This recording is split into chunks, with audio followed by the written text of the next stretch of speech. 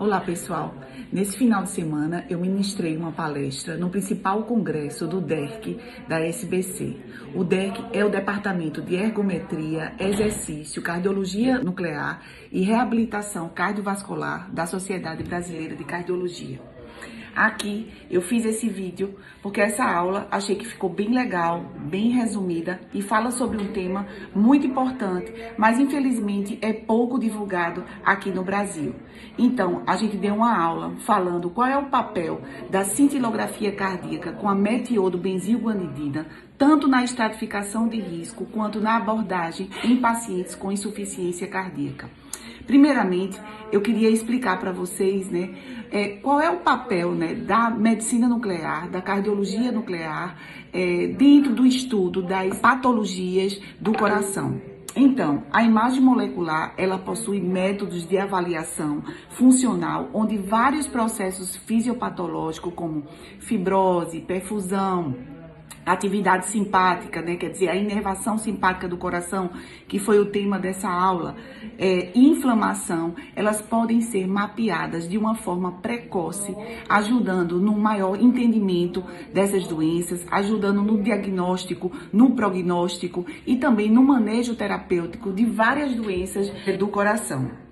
E aí, o que é a inervação? Qual a importância da inervação, estudar a inervação autonômica cardíaca? Então, ela exerce um papel primordial na regulação da frequência cardíaca, do fluxo sanguíneo e da contratilidade miocárdica. A deficiência na inervação cardíaca é sinônimo de doença e pode preceder alterações na contratilidade e refletir gravidade de doença. Então, seu estudo não invasivo, através da medicina nuclear, com radiotraçadores específicos, é um método muito ideal para a sua avaliação.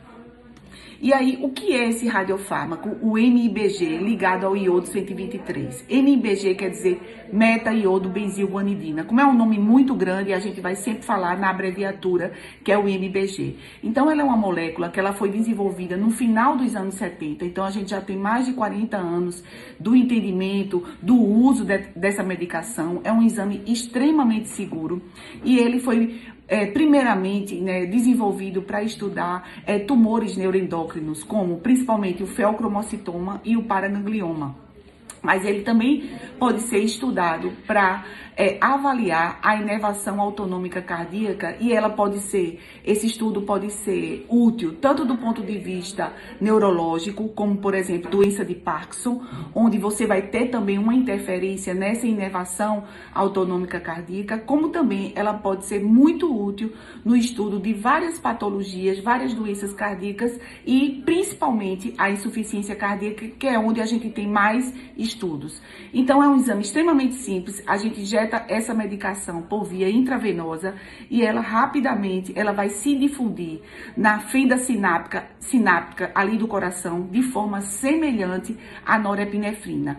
E aí, em pacientes com insuficiência cardíaca, onde eles têm uma hiperatividade simpática cardíaca elevada, esses pacientes, eles apresentam uma baixa captação desse marcador, como também um clareamento acelerado desse marcador do coração, que a gente chama a taxa de washout ou, em português, a taxa de clareamento. Então, em indivíduos normais, você vai ver uma captação normal desse traçador, geralmente com índices maiores do que 1,8 de captação, quando a gente compara com a captação do mediastino. Então, a gente usa esse índice de captação. Em pacientes que têm uma doença moderada, esse índice ele vai variar de 1,4 até 1,8. E em pacientes com a insuficiência cardíaca avançada, esse índice vai ficar abaixo de 1,4. E o que é que os estudos mostraram? A gente tem um principal estudo que foi o Admire Heart Failure, publicado em 2010, numa das principais revistas de cardiologia, que é o JACC.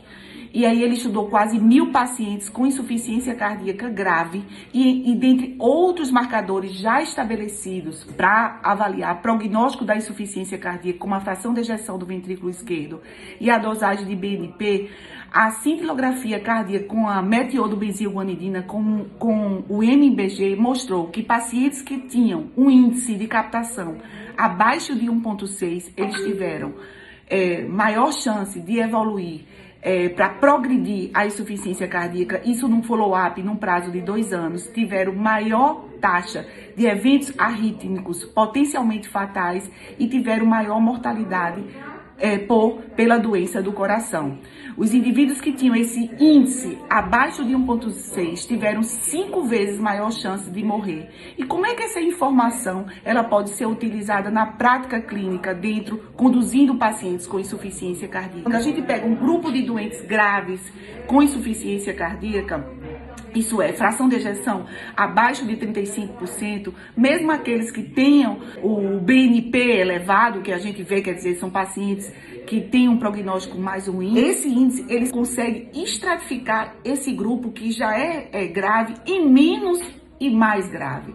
Então, se ele, apesar de ter um desempenho cardíaco, né, pela fração de ejeção baixa, né, quer dizer, abaixo de 35%, tiver níveis de BNP elevados, mas tiver a inervação simpática cardíaca preservada, esses pacientes, eles apresentam um bom prognóstico, isso no follow-up de 2 até 5 anos. E aqueles que apresentam índices de captação bastante reduzidos vão ter uma maior chance de morrer por progressão da IC, e aqueles que têm um índice intermediário de captação, isso na faixa de 1,4 a 1,8, eles têm maior chance de fazer arritmias ou eventos arrítmicos potencialmente fatais. Então, diante desse dado, o médico cardiologista ele pode intervir especificamente em cada grupo desse. Quer dizer, no grupo que tem uma inervação simpática cardíaca ok, boa, você sabe que aquele indivíduo tem um melhor prognóstico e possivelmente você vai ser menos agressivo do ponto de vista de tratamento. Ao passo que aqueles indivíduos que têm um índice de captação muito baixa ou níveis de captação intermediária, você vai dosar o seu tratamento, até na proposta de colocar CDI para esse grupo intermediário, ou nesse grupo que tem uma inervação bastante reduzida,